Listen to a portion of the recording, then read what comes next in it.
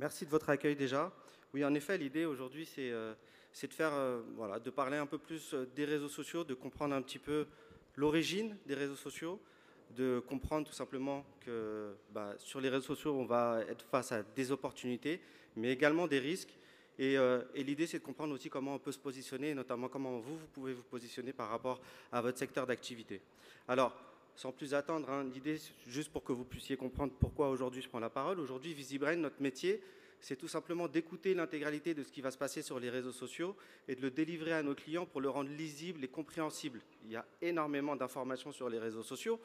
Et d'ailleurs, si vous deviez retenir un chiffre aujourd'hui par rapport aux réseaux sociaux, c'est qu'on est face à 2 milliards de posts par jour. 2 milliards de posts par jour. Autrement dit, vous n'avez pas assez d'une seule vie pour comprendre tout ce qui se dit en une journée sur les réseaux sociaux. Attention, ce n'est pas un challenge, je ne vous demande pas d'essayer, mais en tout cas, c'est énorme, c'est super conséquent. Et d'ailleurs, avant tout, j'ai une question pour vous par applaudissement. Est-ce que vous pouvez me dire qui est déjà présent sur les réseaux sociaux? On va allumer même la salle. Rouliane, avouez quelque chose. Vous avez fait tout cela pour avoir une standing ovation. Vous l'avez bien compris, c'était l'astuce. En tout cas, on entend bien au bruit que vraiment les réseaux sociaux sont omniprésents et tout le monde a une part à prendre dessus. Alors, pour bien comprendre, comme je vous le disais, les risques et les opportunités, les réseaux sociaux, pour bien les déchiffrer, il faut anticiper. Il faut comprendre ce qui s'y passe, il faut pouvoir déchiffrer. Et puis, bien évidemment, il faut décider. Qu'est-ce qu'on fait? Est-ce qu'on prend des décisions? Comment on agit? Comment on interagit? Qu'est-ce qu'on va publier sur les réseaux sociaux? Alors avant, ce qui est intéressant, on vous a préparé ici une petite frise pour que vous puissiez comprendre un petit peu l'évolution des réseaux sociaux sur les 20 dernières années. Ça a commencé avec un réseau social un peu novateur à l'époque qui était dans l'industrie musicale, MySpace, qui a disparu depuis bien évidemment, mais qui permettait, en tout cas, qui a permis d'insuffler une première chose, c'est que quand on a une passion, on peut facilement se connecter grâce à un réseau social avec d'autres personnes qui peuvent partager la même passion, que ce soit en France ou à l'international. Et l'idée, c'était justement de pouvoir avoir cette interconnexion entre tous. Et puis après, derrière, on va avoir LinkedIn qui va émerger également. Il aura fallu un peu plus de 20 ans à LinkedIn pour être aujourd'hui un réseau social incontournable, notamment depuis le rachat de Microsoft. J'imagine que beaucoup d'entre vous êtes déjà sur LinkedIn. Et aujourd'hui, il faut savoir que la France est le 5e pays le plus présent sur LinkedIn. Donc c'est vraiment un réseau social qui n'est pas à négliger. Et puis également, après, on va voir Facebook qui passe un peu de l'idée de campus universitaire américain à la plateforme de prédilection du monde entier, où on va pouvoir reconnecter avec ses anciens camarades de classe, avec des membres de la famille peut-être qu'on a perdu de vue depuis un certain temps. Et donc du coup, toujours ça dans on va dire, dans un côté bon enfant qui ne durera pas, on pourra le voir par la suite. Et puis après, on a l'émergence de YouTube qui viendra après et qui est la naissance du partage de vidéos.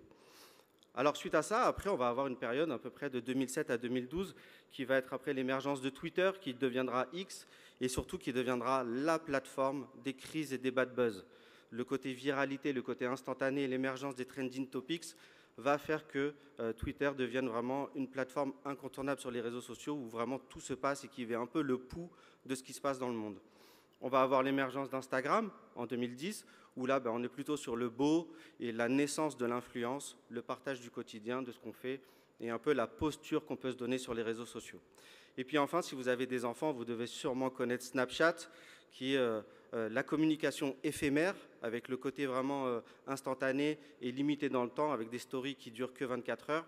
Et là, Snapchat, l'émergence de Snapchat, ça va être vraiment l'influence pour les autres plateformes sur le côté snack content, où on peut voir aussi maintenant, après plus tard sur Instagram, qui a repris, et avec l'émergence des stories. On va pouvoir ensuite arriver de 2013 à 2018, où là, on est vraiment sur l'ère des géants et des algorithmes. Les réseaux sociaux ont bien compris quelque chose. S'ils veulent faire de l'argent, il faut qu'ils vous gardent le plus longtemps possible sur leur plateforme. Comme on le dit souvent, si c'est gratuit, c'est que le produit, c'est vous. Et donc, du coup, l'intérêt des algorithmes, c'est de vous pousser du contenu pour que vous restiez le plus longtemps possible sur les réseaux sociaux et que derrière, vous puissiez être face à des publicités qu'on va vous pousser. Et puis également, 2013-2018, c'est la montée des fake news, tout ce qui va être polémique autour de la confidentialité. Il ne faut pas oublier que un événement majeur va se passer sur cette période-là, c'est le Brexit en 2016, où derrière, on va pouvoir par la suite identifier clairement une prise de position de Facebook et une implication de Facebook sur la désinformation, la manipulation du peuple britannique pour justement aller vers ce Brexit-là. Et puis après, on va avoir de 2019 à 2024 l'émergence de TikTok, un réseau social chinois qui était initialement, comme on a pu le dire tout à l'heure, à destination des jeunes, où ils faisaient un peu des chorégraphies bizarres. Et puis finalement, on a vu que ça prenait de plus en plus de place. Aujourd'hui, vous avez énormément également d'adultes qui sont présents sur TikTok. Et ce qu'il faut savoir aussi, c'est que TikTok maintenant est devenu le deuxième moteur de recherche le plus utilisé derrière Google. Et il a même pris la première place devant Google pour toute une communauté de jeunes adolescents entre 15 et 25 ans qui d'abord vont utiliser TikTok avant d'utiliser Google. Alors, ensuite, bien évidemment, pourquoi les réseaux sociaux sont-ils si importants aujourd'hui? Tout simplement parce que c'est un outil de communication incontournable. Tout simplement, ça vous permet de garder contact avec vos proches et puis de partager votre quotidien ou de suivre celui des autres. C'est aussi une source d'information et d'actualité. Aujourd'hui, nombreux utilisateurs s'informent d'abord sur Twitter, sur Facebook, Instagram ou TikTok avant même de regarder les informations ou les différents médias. Donc ça, c'est extrêmement important. Et puis du coup, le fait de s'informer uniquement sur les réseaux sociaux, c'est ce qui va permettre aussi une diffusion massive des fake news et tous les problèmes liés à la désinformation. Également, c'est un levier pour les entreprises et les marques. Forcément, aujourd'hui, les réseaux sociaux, c'est un levier important et c'est une part importante aussi des budgets qui sont investis par les entreprises et les marques pour toucher le grand public. Et puis également, c'est un espace d'engagement et de militantisme. On a pu le voir, c'est tout simplement avec des phénomènes comme MeToo, comme Black Lives Matter, ou même quand on avait pu voir Je suis Charlie. Voilà, c'est une prise de parole qui est prise pour les différentes communautés. Et puis aussi, c'est une plateforme qui va donner la voix aux personnes qui généralement ne sont pas représentées dans les différents médias traditionnels. Et puis, ce qu'il ne faut pas négliger aussi, c'est l'impact psychologique qu'on peut avoir et les relations sociales. Aujourd'hui, tout simplement, les réseaux sociaux influencent nos comportements et la perception du monde qu'on peut avoir, et notamment à travers les algorithmes qui nous sont poussés, puisque derrière les plateformes vous posent du contenu, vous proposent du contenu en fonction de ce qu'ils pensent être intéressant pour vous ou ce qu'il a envie d'être, en tout cas ce qu'ils ont envie de vous pousser pour que derrière vous puissiez le suivre. Alors ensuite, ce qui est important aussi, comme je le disais tout à l'heure, il y a des opportunités, des risques, c'est de revenir aussi sur les différents risques qu'on peut avoir, et notamment dans votre univers. Ce qu'on a pu identifier, nous, forcément, on est face à du cyberharcèlement, des attaques militantes, la désinformation et les fake news.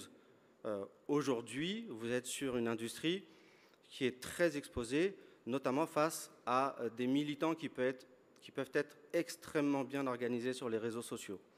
Derrière, cette organisation-là va permettre de véhiculer soit de la désinformation, soit de prendre des positions extrêmement fortes, avec des écologistes radicaux notamment. On a pu voir l'exemple des méthaniseurs, on a pu voir l'exemple de tout ce qui va être agriculture ou élevage intensif, que ce soit au niveau des poulets ou des porcs. Mais en tout cas, ce qui va être intéressant, c'est aussi comment ces organisations, comment ces militants vont faire en sorte de s'organiser pour véhiculer de l'information éventuellement erronée. Et donc du coup, forcément, c'est votre industrie aussi qui va être la première victime de ces rumeurs ou de ces attaques injustifiées. Et puis également, ce qu'il faut faire attention en termes de risque, c'est tout ce qui va être vol et intrusion. Ça, c'est quelque chose qu'on peut partager aussi avec nos enfants.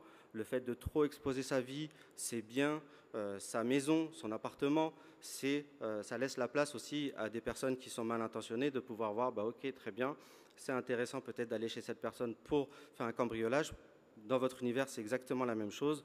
Des intrusions, c'est aussi la possibilité à des militants de pouvoir prendre connaissance de vos lieux et derrière de pouvoir identifier dans quelle manière ils vont pouvoir rentrer ou tout simplement quel type de matériel ils vont pouvoir prendre aussi ou voler. Et puis aussi, ça a un impact sur l'image et la réputation. Aujourd'hui, le fait de publier sur les réseaux sociaux, même si c'est fait de bonne foi, avec une bonne intention, il y a toujours plusieurs lectures et vous êtes forcément face à des gens qui ne vont pas avoir la même lecture que vous et qui derrière peuvent tout simplement être blessés ou prendre position contre vous et derrière c'est ce qui va entacher la réputation de chacun. Et puis aussi, derrière on est face à une addiction et une surcharge mentale. Aujourd'hui déjà, vos métiers sont déjà assez prenants dans la vie. Et donc, du coup, la présence en ligne, ça demande également énormément de temps. Et donc, du coup, ça peut aussi gérer un stress supplémentaire et de la fatigue supplémentaire aussi. Et puis aussi, c'est ce qu'on voit, c'est que derrière, le fait de jouer le jeu et de vouloir répondre à tous les commentaires, derrière, ça devient aussi une surcharge mentale extrêmement pénible pour beaucoup. Alors, derrière, on le disait, hein, il y a forcément des risques, mais il y a aussi des opportunités. Et donc, du coup, on va voir également quels sont les différents thèmes qu'on a pu identifier sur les réseaux sociaux. Alors, ce qui est important, c'est que chez VisiBrain, à l'occasion du Salon de l'Agriculture, on a fait une petite étude justement sur les profils des agri-influenceurs. On a pu identifier à peu près 42 profils qui ont plus de 8000 followers et qui ont un rayonnement assez important sur les réseaux sociaux. Et l'idée, c'était de se baser sur ce panel-là pour remonter des informations importantes sur votre industrie. Et donc, du coup, ce qu'on a pu voir, notamment sur le fait de ces agro-influenceurs quand ils communiquent sur les réseaux sociaux, c'est les grands thèmes. Donc, notamment le partage du quotidien, tout simplement comment un agriculteur au quotidien, il s'occupe de son métier, ce qu'il va faire, comment on va pouvoir avoir tout ce côté pédagogique qu'on évoquait tout à l'heure. Également la formation, tout simplement, et vulgariser un peu votre métier pour le rendre plus accessible à tous. On a pu voir aussi certains influenceurs qui sont sur le machinisme et les nouvelles technologies aussi pour avoir un peu cet attrait pour les plus jeunes populations qui aiment justement ce côté-là un peu plus technique et technologique. Également, ce qu'on a pu identifier, c'est qu'il y a aussi un énorme soutien à la féminisation de la profession, notamment sur Instagram, où on a énormément de comptes de femmes qui, au quotidien, justement, encouragent et véhiculent un peu cette image féministe de l'agriculture. Et puis également, derrière, ce qu'on a pu identifier, c'est qu'il y a également un engagement politique, mais à date, il est encore un peu timide. C'est vrai que les gens, aujourd'hui, n'osent pas encore vraiment prendre position ou s'engager totalement, et on pourra voir que derrière, ça peut être aussi quelque chose qui est plutôt bénéfique pour votre industrie. Alors, l'idée, c'est de revenir rapidement sur les facteurs clés de succès. Qu'est-ce qui fait que ça marche et où sont les grands réseaux sociaux qui fonctionnent, et notamment dans votre industrie. Le premier, c'est TikTok. Tout à l'heure, on en parlait, et on le présentait un peu comme un réseau social à destination des jeunes. Je pense que ça, c'est révolu, notamment à l'époque du Covid. On a pu voir qu'il y avait une augmentation assez concrète du nombre d'utilisateurs, et notamment des utilisateurs un peu plus âgés, autour de 30 ans. Et aujourd'hui, TikTok, sur le panel des 42 agri-influenceurs qu'on a pu étudier, 38 sont présents sur TikTok. C'est plus de 2 millions d'abonnés au global qui vont fédérer au quotidien dans leurs publications. Alors c'est vraiment le canal idéal pour capter l'attention et pour démocratiser l'image de votre secteur d'activité. Alors pourquoi ça fonctionne ? L'idée, c'est toujours d'avoir ce ton spontané et authentique dans les publications. Donc ça, c'est vraiment ce qui fait la base et le succès de TikTok. Également, c'est un levier puissant pour casser tous les clichés, on en a pu en parler, et puis l'idée, encore une fois, de faire rayonner, c'est très important. Et puis pour certains, ça fonctionne tellement bien que c'est le canal unique qu'ils utilisent pour créer du contenu et partager leur contenu au quotidien. Alors l'idée aussi, c'est de pouvoir avoir 3 exemples ici d'agri-influenceurs les plus suivis. Je ne sais pas si vous les connaissez parmi ces 3 principaux qu'on a pu voir, mais comme on peut le voir, ce n'est pas négligeable les communautés. On est en train de parler de plus de 300 000 abonnés au quotidien qui suivent notamment Claire Maman Agri. Et donc du coup, dans tout son quotidien, de ce qu'elle peut faire, c'est quand même une audience qui est assez élevée. Donc une audience massive qui est assez à la fois engagée, où derrière, encore une fois, l'idée c'est que l'agriculture devient un sujet ultra accessible pour toutes ces communautés-là. On a également YouTube. Alors, c'est vraiment la référence du contenu pédagogique agricole. Derrière, c'est vraiment un format qui laisse plus de temps pour expliquer des choses, où derrière, derrière, on a le temps de pouvoir expliquer, de pouvoir développer certains sujets. Et donc, du coup, c'est là où vraiment on a des agri-influenceurs qui brillent. Également, c'est un levier de formation et de transmission Tout simplement le fait d'être sincère et de partager sa passion et d'expliquer comment ça fonctionne, et ben c'est ce qui va fédérer également toute cette transmission de savoir. Et puis derrière, ça a un impact au-delà de la simple audience, hein, c'est le fait aussi de pouvoir, encore une fois, faire rayonner votre métier et de le rendre super accessible. Ici, on peut voir encore 3 influenceurs les plus suivis, avec pratiquement pour Stervio 500 000 abonnés sur YouTube. Donc, du coup, c'est vraiment une excellente audience. Et donc, du coup, c'est vraiment un format qui va séduire un public plus qualifié, en quête de contenu vraiment un peu plus technique et de formation, notamment sur vos différents métiers. On va avoir également Instagram. Donc là, c'est vraiment, comme on s'est présenté ici, l'agriculture en images. Alors vraiment, pourquoi les agri-influenceurs ils sont présents? C'est vraiment une vitrine pour des thématiques un peu plus engagées. C'est là où on va avoir justement notamment une partie autour de la place des femmes dans l'agriculture, pour les permettre de rayonner notamment. Et puis c'est également un réseau social qui va renforcer le lien avec les différentes communautés, le côté aussi snack content avec les différentes stories. C'est ce qui va permettre aussi de pouvoir engager et de partager au quotidien tout ce qu'on peut faire et tout ce qui se passe dans vos différents métiers.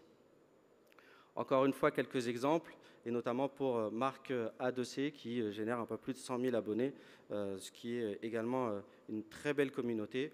Et donc du coup, là, on va avoir vraiment un réseau social, comme je le disais, où on est plus sur la beauté, l'image. Donc c'est l'esthétique qui va rencontrer la pédagogie, et donc un format aussi super appréciable. Enfin, parmi les réseaux sociaux qu'on peut voir, on a la place de Facebook et de X, anciennement Twitter. Donc là, on est vraiment sur des réseaux sociaux qui sont plus secondaires, mais qui restent quand même avant tout stratégiques. Donc Facebook, c'est quand même un outil de proximité. Pour beaucoup, ça peut être aussi un levier de business, ou de la possibilité de faire de la vente en direct et de créer une communauté de clients directement sur Facebook. Et en contrepartie, X, c'est plus un espace de veille, de réaction, de côté instantané, de prise d'opposition par rapport à ce qui se passe. Et donc là, du coup, vous êtes un peu moins présent, mais pourtant, c'est un réseau social sur lequel vous devriez être aussi un peu plus engagé pour prendre un peu plus la parole et laisser moins de place, justement, à la désinformation qu'on peut y trouver. Alors là, on retrouve encore quelques exemples d'influenceurs. Je vois que le temps tourne, donc du coup, je vais voir comment limiter les risques. Et donc du coup, je prendrai une conclusion là-dessus. Donc du coup, c'est bien apprendre à utiliser les réseaux sociaux, donc ça va être très important. Éviter de donner trop de détails sur son exploitation, bien évidemment, comme je le disais, pour éviter les intrusions. Poster avec prudence, anticiper les réactions, donc toujours bien évidemment, quand vous êtes sur les réseaux sociaux, vous êtes toujours face à des gens qui sont pour et des gens qui sont contre, donc du coup c'est important aussi de pouvoir anticiper les réactions que ça peut générer.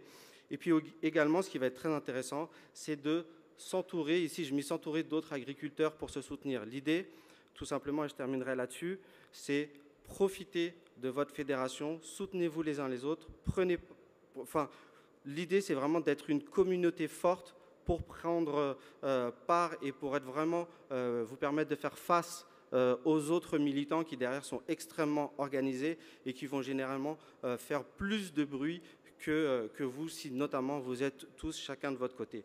L'idée, c'est vraiment de vous fédérer, de vous unir pour que derrière, vous puissiez avoir plus de place et plus de position sur les réseaux sociaux. Voilà, c'est tout pour moi aujourd'hui. J'espère que ça vous aura éclairé un peu plus sur les réseaux sociaux en vous encourageant de prendre position dessus. Julián Pérez.